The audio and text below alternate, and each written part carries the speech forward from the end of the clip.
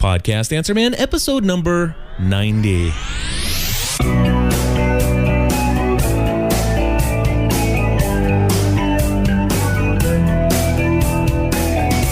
Hello, everybody, and welcome back to another episode of the Podcast Answer Man. My name is Cliff Ravenscraft. Today, I am excited to bring to you a follow-up episode to episode number 89. Last time I talked with Todd Cochran of Raw Voice, and we mentioned at the end of that interview a post by a man named Michael W. Geoghegan, and that's who I actually have on the line with me right now via Skype. Michael, welcome to the show. Thanks for having me. Now, in the chat room, we have a live chat audience here at gspn.tv/live, and somebody in our chat room who goes by anonymous number 2927 is asking, who is Michael? So why don't you tell us who you are? That's a great question. I'm one of the original podcasters, and honestly, in fact, I had a conversation with somebody today where I said, if you're a brand new podcaster, you probably have no business knowing who I am. But if you were involved when it first got created, and I'm talking before it had a name, when it was Adam Curry, Dave Slusher, myself, a couple other guys, and we were experimenting with the medium, I was there, and I've written 2 books on the subject. I've made a career out of consulting on it, and I produce content for Disney and Fortune 100 companies. So but at the same time, I kind of played both sides of the fence, where I've always been really defensive for the podcaster himself. And that presentation that I mentioned in the post that's getting all this attention is something that's often been a kind of it's a hot point, something that a lot of people mentioned. And, in many respects, it gathers some attention, so I guess that's good. But at the same time, what I was really saying is encouraging for people that are podcasting. So, but if the person's brand new, should they know who I am? Probably not, unless they want to go to the bookstore. So. Gotcha. Well, I'll tell you what, I've been following you, and I know that you have some experience. And before we go into talking about your presentation and your blog post and stuff like that, which we are going to talk about, I do want to ask you just to give a little bit of example of how you got started in podcasting, if you don't mind, because I know that Sure. Our audience is very interested in that kind of stuff. So I had sold my insurance businesses and was gainfully unemployed. And sounds familiar. I bought a computer and by complete accident found a link to Adam Curry's daily source code. And this was September 7th of 2004. And I'm the right age to know, who Adam Curry was. I was a race car driver at the time. I'd been an instructor for Ricky Rackman, who took over Adam Curry's position at MTV. But I knew that was the long-haired blonde guy that hosted Headbangers Ball. And so I was curious, what's Adam up to? And I followed the link. If the name had not been Adam Curry, I would have never followed it. And I found Adam, and I found that what he was doing was compelling, and I got involved. And this was 2 weeks before we even came up with a name for podcasting. So I was there with Dave Slusher and a lot of other really, really early guys, just trying to figure out what the hell we were doing. And that progressed and worked out well. I eventually created a show called Grape Radio. My first show was Real Reviews, which did very well. And then eventually I created a show called Grape Radio, which went on to this last year win a James Beard New Media Award, which it's kind of like the Oscars of food and wine. I mean, it's a big deal. And in 2005, I got hired by Disney, and I produced the Disney podcast for the Disneyland Resort and a number of other consulting agreements. But I've always been rooted in the idea of supporting the podcaster, and I'm not always sure that they've gotten a fair shake. I get a lot of grief for that, but at the presentations I give, I make sure that I represent the guy that is sitting in his basement and wants to make it all work. Exactly, like me. Well, yeah, and you're a perfect example. I mean, you have put in the time and effort and progressed. And a lot of people, when I put out some of my posts, a lot of people will say, well, some of us are making money, and that's great. Yeah, I pay my mortgage with podcasting, but it's still not an industry that is, let's say, easy to work in. So if you were to graduate from college and you had your college-age student, would you say go into podcasting or go into the insurance business or go into the real estate business or go into the whatever business? All of those are much more predictable than podcasting is. Podcasting is still somewhat relegated to the exceptional individual, whereas you can go into insurance and make a living. Right, you can make $100,000 a year in insurance, no problem. I agree with that statement 100%. Yes. Yeah, and you're from the. I mean, I don't know that you and I have ever talked about this, but I'm from the insurance business. Yep. I had a wholesaler that was doing $80 million a year, and I had a retail business that was doing $15 million a year in premiums. So yeah, I was a $1 million producer myself in an insurance agency, independent insurance agent, and family run business. So yeah. Yeah. So yeah, we run the same circles in that sense. Yep. And but podcasting is still somewhat more difficult to quantify. And there are a lot of guys out there that want to tell you it's going to work, trust us, it's all going to work. And the reality is that still to this day, it is it's not so predictable. And there's some exception to the rule. There's a couple of us that have made it work, but it's not something you could just say, yeah, it's a proven business track, go do it. Well, exactly. Well, I do want to, since we're here now at this point, I think it's a good thing to say is, first of all, the phrase podcasting is dead. Okay? Right. Now I never said that. Okay, and here exactly, and that's the first thing I wanted to point out is that this infamous talk that you had, and stuff like that, I found it to be quite an encouraging piece. I agreed with about 85-90% of what you said. That's good. Huh? So I mean, obviously that you had some extremely valid points there. And I agree. I took it as being, matter of fact, when people started talking about you, quote unquote, stating podcasting is dead, I'm like, what are you talking about? And I had heard your presentation prior to that, hearing people relate to this talk, if you will, which is linked to back in the show notes for Podcast Answer Man, episode number 89, by the way. But anyway, and I did not associate the two. And so what was the title of this talk that you gave that now is known as the Podcasting is Dead talk? Off the top of my head, I don't have it exactly, but it was something along the lines of how to sell your premium content online. I mean, it was, or how to maximize your online revenue. Yeah, selling the unique value of your content. Yeah, there you go. All right. And I never said podcasting is dead, but I invite this criticism. I mean, I put up a controversial, slide behind me, put one up that said, podcasting RIP 2004 to 2006 or whatever. So that's where it came from. Right. And the point was simple. If you define yourself by your RSS feed, then get a life, because you are in trouble. Okay. If you define yourself by the fact that you deliver content by RSS, then you are missing out, because the reality is you are in the digital media business. And drop the word podcasting, drop the word I'm a pod, whatever it is, you are a digital media entrepreneur. Okay. Because otherwise, abstractly, then I would need a podcasting consultant for my RSS feed. I would need a YouTube consultant for my YouTube. I would need a video consultant for my video.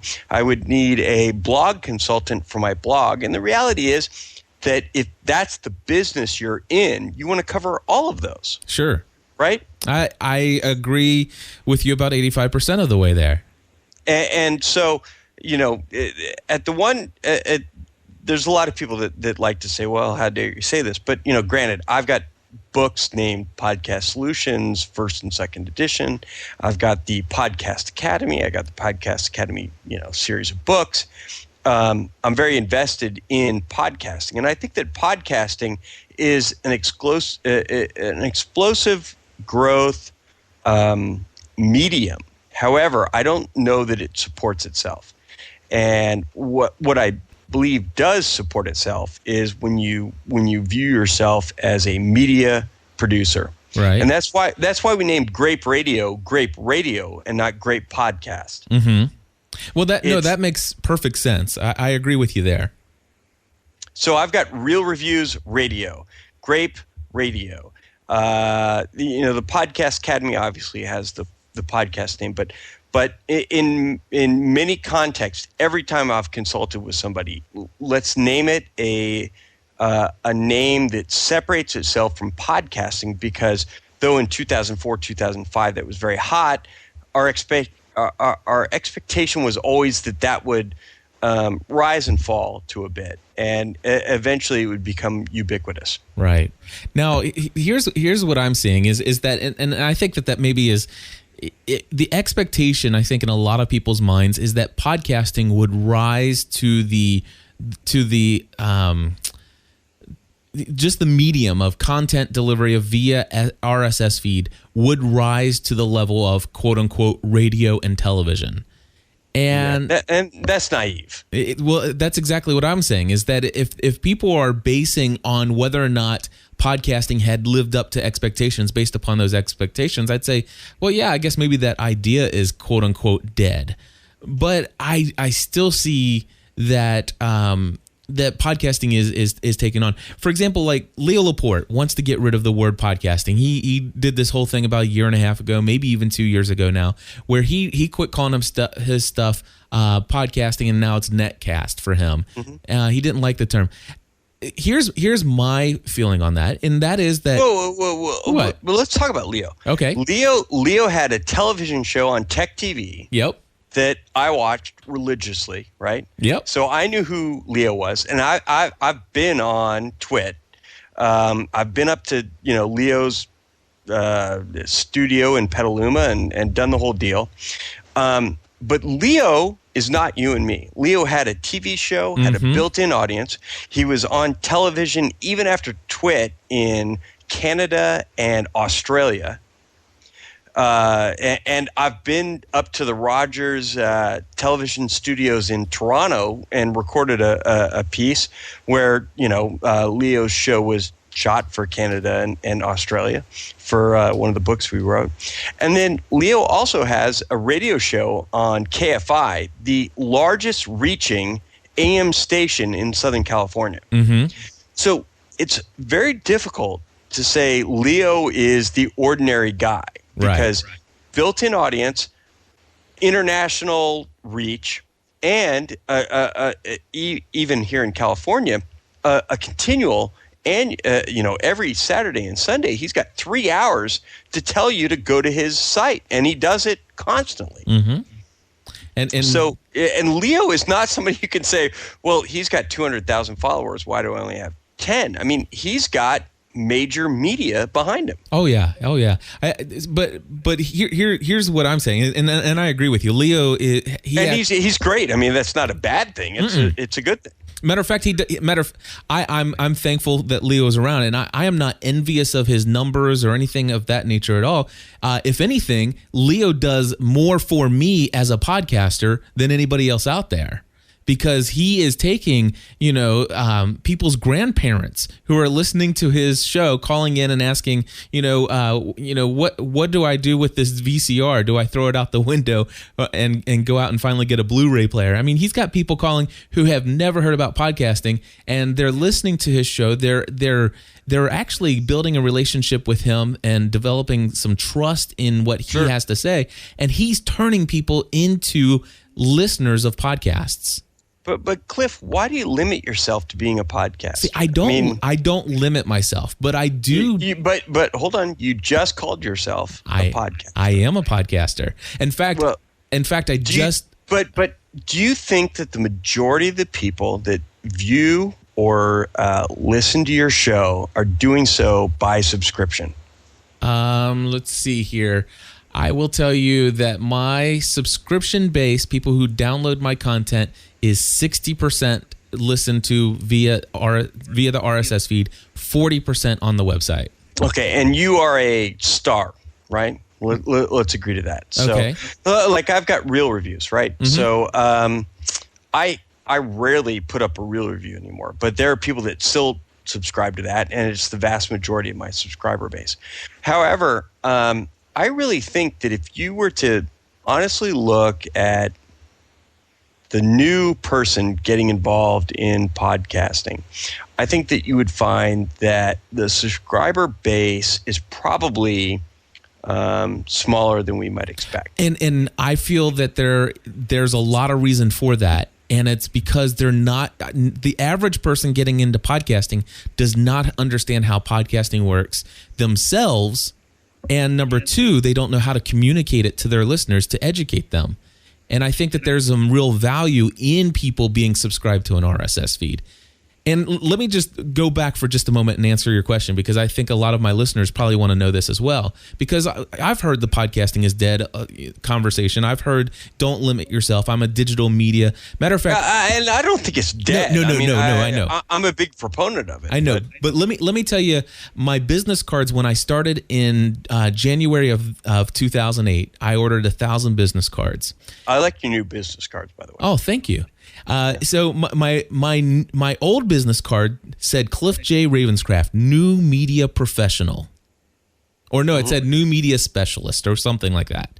Mm-hmm. Do you know what my new business card says? I saw it the other day. It is podcast producer and consultant. That's my new title. And I was and do you know when I created those cards? Just the other night. So right. I did that for a reason. So to answer your question, why do I call myself a podcaster? It's because, well, when I started this business, I want to be known for, and I want to be the quote unquote, the guy to turn to for podcasting. If I heard about this thing called podcasting, and I'm already researching blogging. I got my Blogger account set up, and you know what? I'm doing pretty good at that. I've heard this thing called analytics. I've got that set up. I've heard about this thing called SEO, search engine optimization. I'm reading the book on that. Now I've heard about this thing podcasting, and it's something else I want to get into as part of my overall package. But it's the one thing when I look online, it's just like there's so much information and it all points in different directions. I need somebody to help me with podcasting. Who do I go to? And of course, that's why you go to the Podcast Answer Man or Michael W. Geoghegan or somebody else who does know this stuff. Yeah, and I've often thought of just as a challenge. I own Podcast Consultant and podcastconsulting.com. And you can throw them my way if you're tired of podcasting. By the way, but there's a number of guys that keep saying it's a huge business and we're all going to make gazillion dollars. And I have late at night I'm like, oh yeah, really? Okay, great. How much are you willing to pay for this? Mm-hmm. And it's one of those. It's like a fantasy thing, right? Like sure. I'm never going to really do it, but I own them. I'll sell them both if somebody's willing to pay for them. But the reality is, I work with Disney. I mean, that's a Fortune 10, Fortune 20 company. I mean, they're way at the top. Mm-hmm. And but they have a strategy and it's planned. Mm-hmm. And the average podcast person has no concept, and this is something they need to learn if they really want to get into this, of what happens when you are at in a large conference room with marketing, public relations, and legal. And the idea of, hey, it's a great concept and we all want to get it out, changes. And the conversation becomes, marketing initiatives and, all the business speak you can imagine. And particularly, there are a number of podcasts that have been paid for by large PR firms that never made it out the door because legal was not in that original conversation, and that's a meeting that a podcast quote unquote consultant needs to be able to handle. And they need to be able to handle it in a way that ensures that the initiative is successful. And I think that's something that not a lot of people are prepared for. I agree with you there. I mean, legal wants a transcript of the podcast. Well, you don't get one. Why don't you get one? Because you can't edit it like a Word document. So you have to listen to it and tell us if you get to listen to it. You don't get to read it. And that's something that a lot of people aren't willing to fight for, so to speak. And when I say that, I mean, I'm thinking of very particular high-profile Fortune 100 companies that have paid people, and the podcasts have never gone out the front door as a result. Right. There's a number of us that have made a very good living as a podcast producer. I mean, I pay my mortgage, and my kids go to school, and we buy shoes and sweatshirts and basketball uniforms for them off of podcasting. However, I know that in some ways I'm the exception and not the rule. And I've always really fought for the idea that it should be a marketplace that everybody can participate in, and not just a few of us. Right. No, when you say that, I definitely can agree that this is not, podcasting is not a get rich quick overnight kind of thing. In fact, I mean, people can look at me and those who listen to my content, they know my story. And of course, we're working things out here to make everything completely 100% profitable and stuff like that. We're certainly not going into debt doing this thing and leaving my career in insurance behind, but I'm certainly a long way from making what I did as an insurance agent. Right. That's just the case. Cliff, but you would agree that insurance as a baseline is something you can tell somebody go into and you can make a good living, right? Absolutely. And podcasting is much more of a toss-up. I would agree with you, and I think it really has to do, and I would just say, I want to say that when it comes to going into business for yourself and making it anywhere, it really comes down to, I'm not sure if you've heard of Dan Miller and 48 Days to the Work You Love. But he talks about the 5 things that are absolutely necessary to make it on your own. 1 is determination. 2 is passion, self-discipline, raw talent for what you want to do. And then there's got to be an element of faith involved as well. And so I believe if you possess those 5 things and you have a true sense of calling, even if it's podcasting, you can make it. Yeah. And I guess I look at it, there's, I can name the people I know that are, paying their mortgage, so to speak. Mm-hmm. And there's a lot of people that like to talk, and then there's a few that I know are actually making money. And but it's a few, and that's the truth. It's a few, I probably get in trouble because I play both sides of the fence. I put up a post and everybody says, hey, if you can't figure out how to make a living, then you should get out of here. And then I respond like, well, I actually am making a living, but I want it to be something like insurance. I've always really wanted, I was there from day one. Right. I want the guy that loves it to be able to make a living. And nothing has come along yet that allows that. Well, there are a ton of podcast networks that have come and gone. There are podcast networks that have, said, I don't know what the hell I'm talking about. And of course, they're completely out of the podcast space now, 2 years later. There are a ton of people have said, we will make you rich. And it's never worked. And it's always come down to the fact that whether or not, if you're going to go into the media business, then go into it, and you need to figure out how to sell, how to market, how to network, and how to make it happen. I mean, for Grape Radio, nobody's ever sold an ad for us. We've sold our ads, right? But Grape Radio, we just went to Paris. We get flown around the world now by the Champagne Council, and these are advertisers, and nobody makes their living from Grape Radio. But at the same time, if you're a wine aficionado, it's a pretty good gig to have. when you get the, people from Champagne saying, hey, we'll fly out to France to spend a week with us, I mean, that's something you say yes to. Mm-hmm. Absolutely. Now, let me take you back 12 years ago in my life.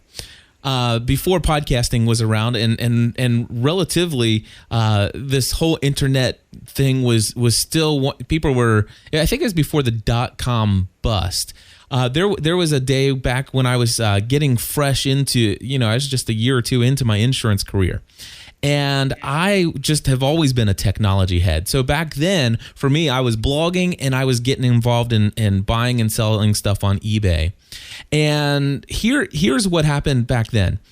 I went around and I saw this thing on eBay saying, if you buy this CD, we will tell you how you can make a living off of eBay.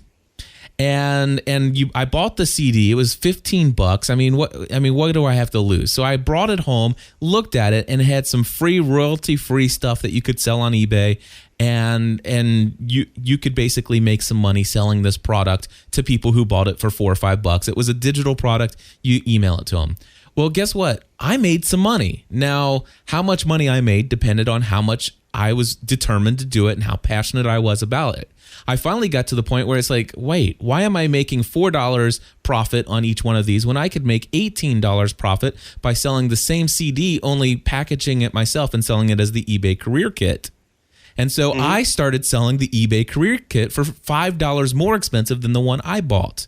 And it was my own products, my own digital products. And I sold it. And I will tell you, I was making enough money then that I could have quit my insurance career. Now, I chose not to because I wasn't passionate about that. However, I will tell you today, now you have the eBay top sellers out there. 15 of those people who are making millions of dollars a year on eBay bought their eBay Career Kit from me.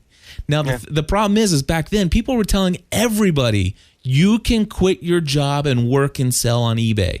The truth is it's not true. The problem is that you have to possess those 5 things. And I think the same is true of when we approach insurance. Michael, I have a friend of mine he's been coming to my Bible study group on Wednesday nights. He says, Cliff, I've just been approached by this such and such company. I won't say the name of the company. They want me to go and get my insurance license, and they told me I'd make this much money. And I says, well, it's possible, but let me sit down and talk to you about this. How passionate are you about selling? Well, not really. So you're not going to make anything. In fact, how much are they guaranteeing you the first year or the first 2 years until you start making enough salary or until you start making enough commission to outweigh that salary? Well, there's no promise of that at all. And right. my suggestion to that person is that insurance to that person is no different than starting up and going into podcasting as a career for somebody else. Well, Cliff, I disagree a bit. You and I share insurance as a background, but I used to be able to look people in the face and say, you can make $300,000 a year. And I had a couple guys that did that. Now, did everybody do that? No. But could you go into insurance and make a living? Right. Pay your mortgage, pay your rent, pay your whatever your bills are. Yes. And so even if you only made $50,000 or $80,000 or $120,000 or whatever, depending where you live, you could do that. That is not as predictable in the podcast space. And I'm not negative on podcasting. No, I know. But it's not an established business. Well, that's the question, and I don't want to interrupt you and sound like I'm being arrogant, but the question I have is, how long has insurance been around and established and stuff like that? Great question, but should we be encouraging people to get involved in podcasting today if it's not established? I mean, there are folks that said, well, how long has the car business been around, or how long has anything else been around? Sure. And the hype has been to get involved. Now, I believe get involved. Here's my basic premise. Podcast your passion. Find what you love to do and podcast it. And treat it like golf. When you go to play golf, you have fun. It's a great day. And guess what? You probably bought some expensive, Callaway clubs or whatever it might be. And go have fun. But don't worry about whether or not your Scotty Cameron putter is going to pay for itself. or whether or not your, Big Bertha driver is going to, pay for itself. And for some bizarre reason, when people start to podcast, they assume that they should get compensated for it. And I think it's because of the radio model. And the reality is, just like in golf, very few people actually get compensated for what they accomplish. And when they do, it's because they are spectacular. Not because they're average. I agree. And in radio, I do know people who actually are on the airwaves 5 days a week, every single day of the year, and they're actually paying the radio station to be on there. Sure. Yeah, right. And in some cases, it makes sense because of a sponsorship deal for whatever it is they're promoting. And so I think that the average person should approach podcasting with the mindset of, this is an add-on and something I want to get involved in. Now, if you love it and you really want to pursue it, I guarantee you, and this is a truth I know to be absolutely the fact, your knowledge is worth more than your audience. So don't try to sell advertising to your audience. Sell your knowledge as a consultant because you will make 10 times more. And that's exactly how I started out in 2008. And matter of fact, I believe I took that advice directly from you. So I want to credit you for that. In fact, that's how I decided that, you know what, even though I have no real understanding of how I'm going to make this happen, I'm just going to do it and I'm not going to accept failure. And I believe it was specifically your advice from your talk where you said that exact same thing. And I said, you know what, I am going to bill myself as a consultant and I'm going to help people learn how to set up podcasting, not so that they can, go into it as a career, but so that, like, for example, Dave McClellan was chief engineer of Corvette from 1975 to 1992. He wanted to preserve the history of the Corvette from all the way from its inception up to where it is today by interviewing people who are in their 90s and are quickly passing away. And now CorvetteChief.com, he's out there doing it, and he paid me well to do that for him. Right. And so, and that's the, in many cases, your knowledge is always worth more than your audience. I mean, if you've got an audience of 8,000, that's great, but 8,000 really isn't that big. No. However, if you have that expertise and it can be leveraged at a major media network where they can get 80,000, suddenly it becomes very valuable. Exactly. And then what I found halfway through the year, somebody asked me a question, Mike, and they said, what do you want to do? Where do you want to be in 5 years? And I said, I'd love to just record podcasts for a living. And it dawned on me that advertising wasn't the way for me, and that's when I heard about somebody that you know rather well, Dan Class, and I heard about the fact that he was going to partial premium content, and I decided to talk to my audience and ask them what they thought, although Tim Berkwin would tell me, don't ask your audience, but I did, and you know what? I had them say overwhelmingly, I would pay for your content, and sure enough, I put them to the test, and today we have, since August, we've had 198 people who have signed up to pay $10 a month for our content. And Tim and I disagree on this. I mean, I always think you should ask your constituents, what do you want, and figure out how to deliver that. Presuming that you know better than your constituents what they want, I think is somewhat presumptuous. So that's been my thing from the very beginning is I survey my audience and I ask them what they want. What do they want me to do more of? What do they want me to do less of? And really, I love the fact that I'm doing surveys, and instead of trying to find out how I could sell my audience to an advertiser, I love the fact that now I'm saying, hey, let me learn about you, for your benefit. And what I found is this idea of reciprocity of people, you give to others, they give to you. And man, has it really radically changed my life and my podcasting. And it's to the point now that, you know what, right now I have so many listeners that growing my audience is a goal, but it's so secondary, or even it's third or fourth down on the list upon the building of the relationships with the people that I have. Right. But, Cliff, I mean, in some ways we're agreeing on everything, and that doesn't make for a good show. I mean, the other day, you and Todd were ready to go, and I mean, come on, there's got to be something we disagree about here. Well, I have one for you. We've talked about how much we agree. So let me read a statement from a blog that I read recently. It says, and I quote, 2 years ago, People railed against me for my podcasting is dead presentation. I'm not sure how many more examples I need to point to until folks realize I was dead on. You're in the media business. Forget podcasting. That is so 2005. I know that blog. So you're telling me that you never said podcasting is dead, but you are embracing the podcasting is dead phrase. Yeah, I admit to playing both sides of this. I never said podcasting was dead. However, at that presentation, I put up a slide that said RIP podcasting 2004 to 2006. And I knew that would get a reaction. And I intended that. And the reason I wanted to get that reaction was I wanted people to realize you're not a podcaster. You are a digital media producer. Yeah. And the minute you limit yourself to the fact that you're a podcaster, you are constricting yourself to this concept of the RSS feed. And nobody, including every current podcaster, is limited to that. The reality is people don't subscribe to Adam Curry. They go there when they hear a link. People don't go to Todd Cochran because they subscribe. They go there when they hear a link. And early on, when there were 50 podcasts, we all subscribed to everybody. However, that all dropped off. And it dropped off because of the fact there was just an overload of content.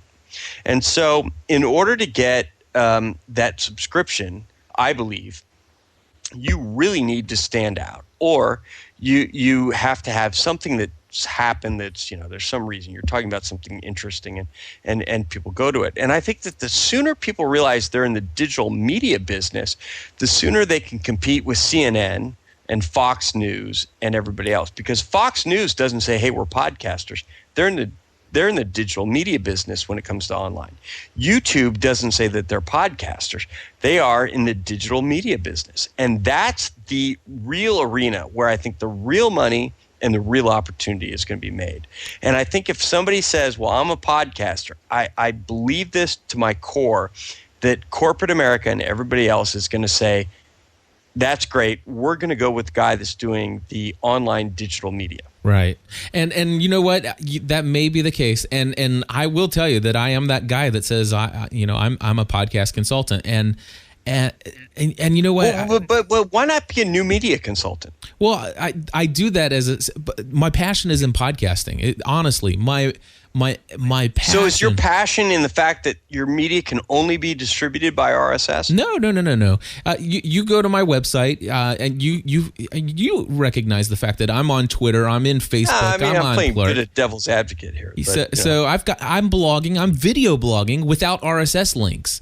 But that's not podcasting. It's not. But you know what? It is all leading. You go to ravenscraft.org, go to the category under videos and cooking with Stephanie. Now that is becoming extremely popular. It's only one episode. I've got people emailing me daily. When is the next episode coming out? Is your blog defined by your RSS? It is sometimes. Really? You believe that? Some people, yeah. But it's not anymore because people can Twitter links to it and stuff like that. So it goes beyond. And why would your podcast be any different?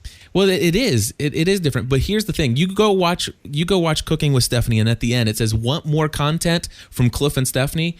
Go to gspn.tv/about today," or whatever. It's all about educating people about the fact that we have content, and let us show you how you can get to the point where you'll never miss anything that we put out.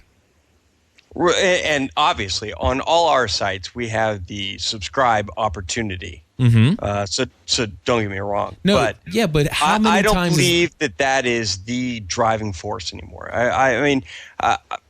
Now, I might be jaded only because I've been there since day one, but I know a lot of podcast pioneers, guys that were there before we even had a name for it, when you talk to them, you're like, well, who do you subscribe to? Nobody. I just, I click on them when it looks interesting. And when it was early, we all subscribed. We subscribed to Adam. We subscribed to Dave Slusher. We subscribed to Mike Butler. We subscribed to Donna Drew, Dave Weiner, who's totally freaking disappeared from the podcast. You know what I mean? I mean, there was a group of people that you totally listened to. And But that was when there was a what I would call a finite. Now, obviously, there's always a finite number, but that was when it was 20 rather than 200,000. Mm-hmm. And now that it's 200,000, it's kind of like TiVo, right? My wife, there's one or two shows she makes sure, she records, and the rest are kind of, here and there. Right. And podcasting is very much like that. Though this is subjective, I believe. I don't believe that most people say, I subscribe to 15 shows. They might have their two favorites. Maybe it's Cliff's show because they love you. Maybe they love Todd Cochran, and the rest is here and there. And early in podcasting, it was not like that. And early in podcasting, people subscribe to 10 shows, and I don't believe it's that way anymore. My actual numbers, my statistics show of the 198 people who are actually paying the money to listen to our content, when surveyed, it still shows that people are out there subscribing to 10 or more podcasts. And so, at least, and of course, those are the people who are paying for my content. I don't make it a. So, and those are super listeners. Those are super. Yeah, absolutely. These are people who totally get everything about what I'm doing. So it's a superset of the audience, obviously. But right. I see. Matter of fact, I've got Twitter open. I had Twitter open before we started recording, and somebody says, "Oh my gosh, I'm finally down to only 8 unlistened to podcasts. I'll have to hit up GSPN tomorrow." Right. So basically, but you have an enthusiastic listener base, but here's the deal for my listener base. Let me explain to you. A majority of my audience are not tech heads. They were people who they literally, I would say 80% of my audience found me as a result of looking to download TV show episodes off of iTunes. They heard that they could go to iTunes and search for Grey's Anatomy and download the episode, and boom, this thing called a podcast pulled up, and it says Grey's Anatomy fan podcast with Cliff and Stephanie. They listened to it, and it's like, oh my gosh, this is available and it's free. I love this. And over time, they became educated about the fact that we do other shows, and they started to subscribe to those. And we have turned them into podcast fans so much that people who had never heard about podcasting before one of our TV show fan podcasts, where these listeners are now banding together and actually doing podcasts with each other. And I guess that my only thing would be that I would hope that one day you expand your core concept beyond podcasting. Well, and like I said, I'm the podcast solutions author. I'm the business podcasting book guy. I got the Podcast Academy. However, in some ways, that whole concept of deliverable media, whether it's by RSS, by a visit to your website, whether it's a flash audio player, that a lot of people have, or flash video if you've got video on your site. That's the core, right? Now, but that's the question I'm asking. I still consider myself to be primarily a podcaster. That's where I want to pull people into. But why do you define yourself that way? Because the reason, for me personally, the reason is because there are very few people out there who consider themselves to be an expert in the field of podcasting. There are a handful, maybe 2 handfuls of people who consider themselves to be that way. I name myself as that because if you go to Google and type in podcast consultant, I'm number 3 on the list. Yeah. And if I saw you at podcastconsultant.com, you'd be number 1. Exactly. Yeah. Because trust me, that'll rank right up there just because of the URL. No, I totally get that. But do you see what I'm saying? The reason why there are 2 things. Now, let me explain to you. When I meet somebody face to face and they say, "Cliff, what do you do for a living?" If anybody out there thinks for a second that I say, "Well, I produce podcasts and I'm a podcast consultant," no, I don't do that. Basically, what I do is I say, you know what, I basically do talk radio shows for the internet. My wife and I, we produce talk radio for the internet. Sure. That's exactly, I do radio on the internet. That's exactly what I say to them because they understand that. even though that makes no technical sense at all because radio waves don't exist on the internet. It doesn't matter. They understand radio on the internet. So that's what I say. And so, and I say, you know what? We get to talking and I say, here's some of the shows that we do. Oh my gosh, I love the TV show Lost. Well, that's one of our most popular shows. Why don't you go to weeklylostpodcast.com? And now, why isn't weeklylostradio.com? Well, it's because I want them, now they're interested in hearing this talk program. And so now I'm writing down on a piece of paper, or I'm handing them a business card that says Weekly Lost Podcast. And so eventually they're going to ask themselves, what is a podcast? And I'm certainly going to answer that for them and explain to them that the whole idea is this, the fact is you can get it delivered. I want to educate people on podcasts and the fact that there is so much other content out there that's in this form that you can take with you when you're jogging through the neighborhood or working in the garden or whatever you're doing. It's something to be taken with you all the time. You don't have to be tethered to your computer. And I tend to agree, obviously, with the concept. I'm heavily invested in podcasting, despite the opinions I've suggested. But when we started Grape Radio, we started Grape Radio, not Grape Podcast. When I started Real Reviews, it was Real Reviews Radio, and there's a very specific reason behind that, because when we called people and we said we want to interview you. What's the name of the show? It's Real Reviews Radio. It's a radio show on the internet.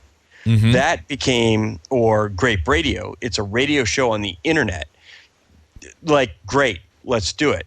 It's Grape, it's Grape Podcast. Well, what's a podcast? And you had to explain that whole thing.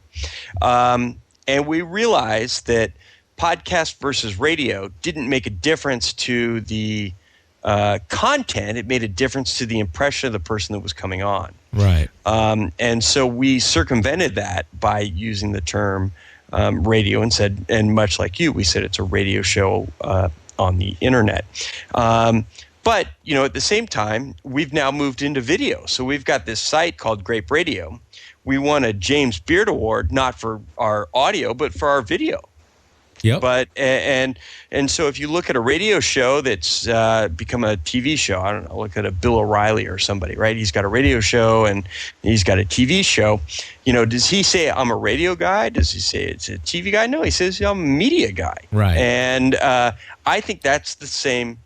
No, I get it. I think that the average producer should lift themselves up a few levels and say, I'm a media guy. I'm not a podcast guy. I'm not a radio guy. I'm not a, narrow delivery person. I'm a person that produces media. Yeah, and to the most, I live that principle out in my life, and until I see no longer the need or the desire of my community to really have this mechanism of quote unquote content delivery via RSS be the primary source of how I deliver my content. For example, there are a lot of people who are upset that, they cannot get the Cooking with Stephanie via RSS feed. And the truth is it would just take me an extra 45 minutes for every episode I produce. Sure. Yeah. So I don't, there are some things I want to take my podcast listeners and say, hey, we want you to come frequent the site every now and then. It helps associate you and connect you with some faces and some participation in the comments section and stuff like that. So we use this. I mean, you and I right now are being simulcasted via our audio is simulcasted out on ustream.tv right now. On our site, we have people in our chat room who are chatting and listening to us.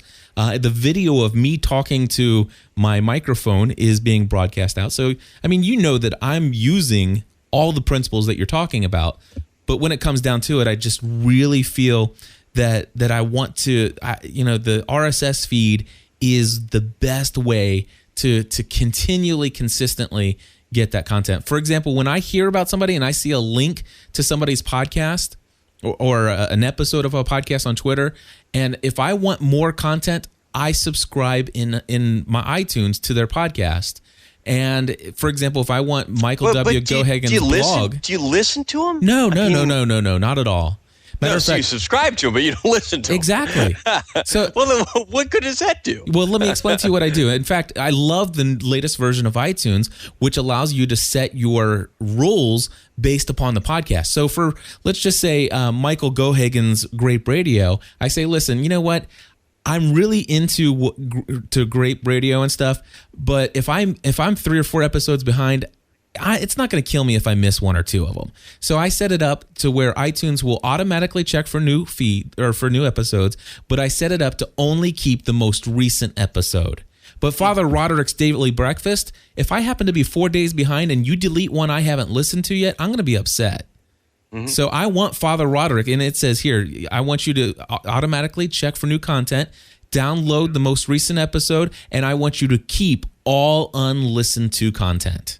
And so I can do that free. And yeah, I subscribe to probably 30 different podcasts. Now, most of those, I'd say all but 10 of them, I have the most recent 1 episode of. And it's only when I have time to listen to something do I actually fire up and listen to one of those guys. I just got a direct message from Minion Fogarty telling me podcasting is not dead. So there you go. So someday all these people will listen to this thing called How to Sell Your Content. But but at the same time, look, I realize, the title that people gave it, it gets some attention. So, it does. So let me just ask you, some questions came up early on in the chat room here, and obviously my audience is extremely important to me, and I know that they want to have some stuff here. One of the questions they asked is how, obviously you've heard and everybody's heard us already talk about Podango, and we're all very sad to hear about that, and especially for the content producers and stuff like that. So we don't need to recover all of that, but you sold them some technology. Can you explain what that technology was, and then tell us if you know anything about its future? Sure. So we sold them something that Doug Kay, who's probably best known for the IT Conversations Network, and now he does his kind of nonprofit version called the Conversations Network. Doug Kay and I started a company a couple of years ago called Gigavox Media, and we developed, among other things, the Levelator, which a lot of people continue to use, and we also developed what was called Gigavox Audio Lite.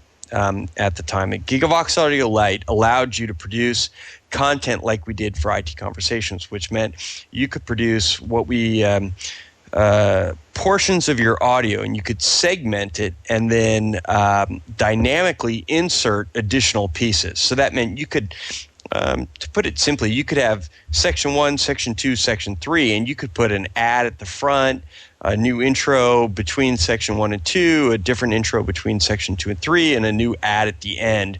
And you could change those on a dynamic updating possibility. We sold that to Podango in 2007. And Podango took it over. And it's not without saying that I'm somewhat disappointed with the way that they I would have wished they would have made more of it. And there are a lot of people that are on it that love that system and realize the value of that system. But it does belong to Podango, and some people have asked, why can't we just take it over? Well, we sold it to them. I mean, it's kind of like, I sold a car to somebody. Just because they are going, out of business doesn't mean I can take their car back. Right. And so Podango owns it, and we'll see what they do with it. Though I really do wish they did, for lack of a better term, exploited it more. Because right. I think that was a core value that somehow got missed as they were focused on their advertising network ideals. Let me ask you, if they decided to not do anything with it, the business goes completely out and they're away from the whole market altogether, is it something that you or anybody else could recreate and repackage as under a new product? It's something that belongs to them. So, and if they do, in fact, go into bankruptcy, which I don't know that that's actually what's going to happen, but that's, and that's why I put the question mark in my post. It sounds like that's where they're headed. I mean, bankruptcy is a legal procedure. I mean, you get a trustee and who knows what happens? I mean, there's some creditors, and everybody comes in and says, okay, who owes who money, and what assets are there, and at that point, I think that they would be.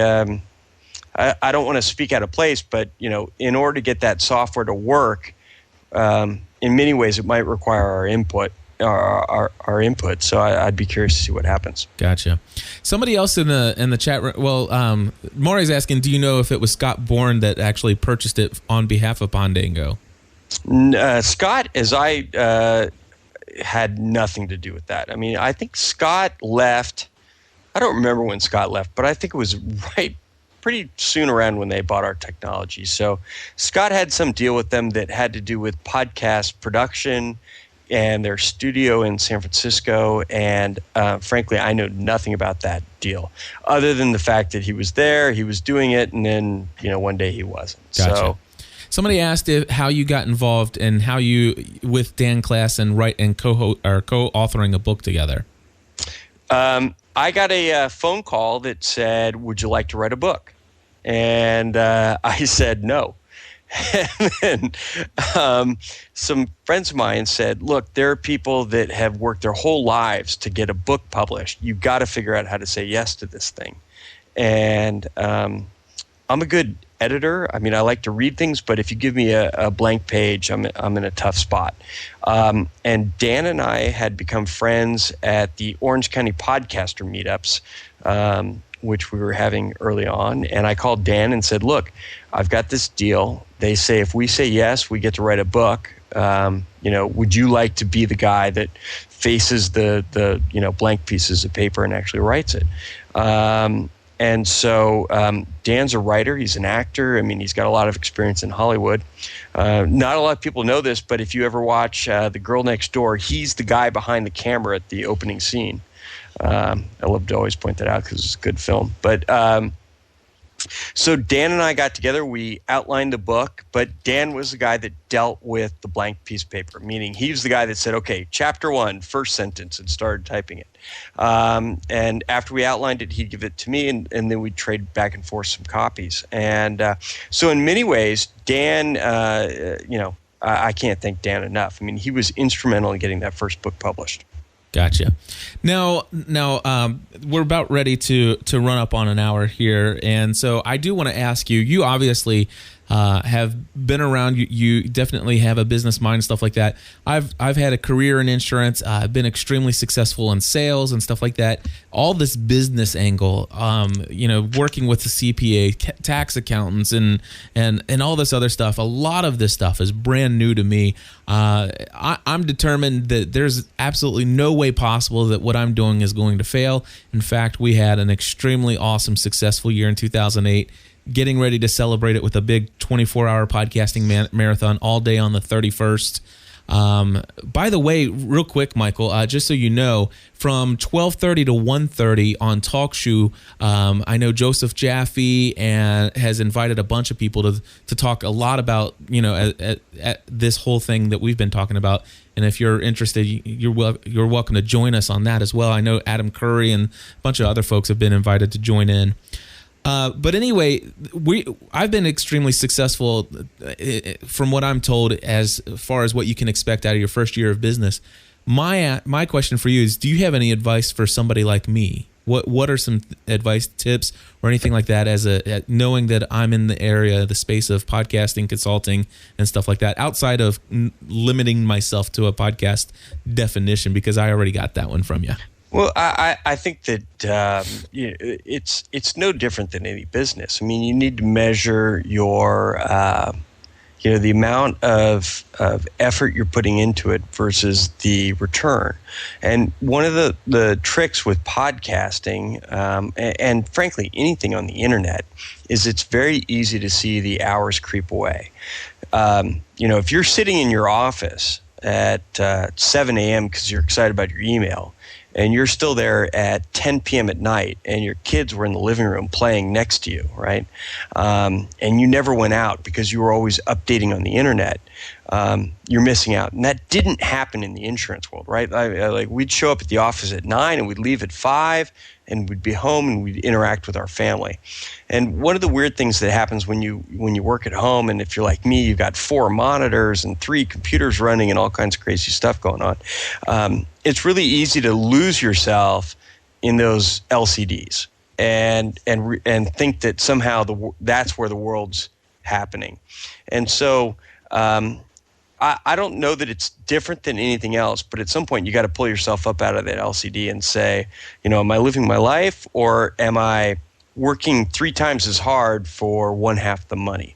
And in podcasting, I believe that it's a valuable it's a valuable concern, because there's not that much money floating around yet, and maybe you've got a big contract like I presume you do, or maybe I do with Disney or some others, and it makes it all worthwhile. At the same time, though, you still got to run it no different than you run an insurance business. I mean, it's business, right? You got to run it like any other business. You got to know when to say yes, when to say no, and decide when it makes sense. And this has been an interesting conversation. I notice here on Twitter, there's somebody named Maury who says listening live and continue to disagree. And, that's great. I have no idea what he disagrees with, but good for him, Right. And what do they say? You can't make an omelet without cracking a few eggs. So. That's right. Well, hey, I really appreciate you taking the time to talk with me. I'm very glad that you accepted my invitation. And just so you know, it's an open invitation. Anytime you want to get on, you know how to reach me. And I agreed. I really enjoyed meeting you at, what was it, Podcast New York, I think. Yeah, PodCamp NYC too. Yeah, PodCamp. Yeah, that's right. And that was a good event. So. Yeah, it was a very good event. Well, we appreciate it. And folks, stay tuned for more podcasting coming very quickly here with our 24-hour marathon. We've got several recordings of Podcast Answer Man that's going to be coming up very quickly here. So we're going to be producing lots of content. Of course, those of you who are listening to this on the free feed, we want to remind you that we do promise you, I personally make a commitment to you to give you no less than 2 Podcast Answer Man episodes for free each month on the free feed. Now, this month, you've probably got quite a few more than that. But if you want to get every single episode of Podcast Answer Man, we encourage you to find out what gspn.tv plus membership is. The best way to do that is go on over to gspn.tv/plus, find out all the details, and you'll get every single episode of these shows. Thank you very much for listening, and we'll talk to you soon.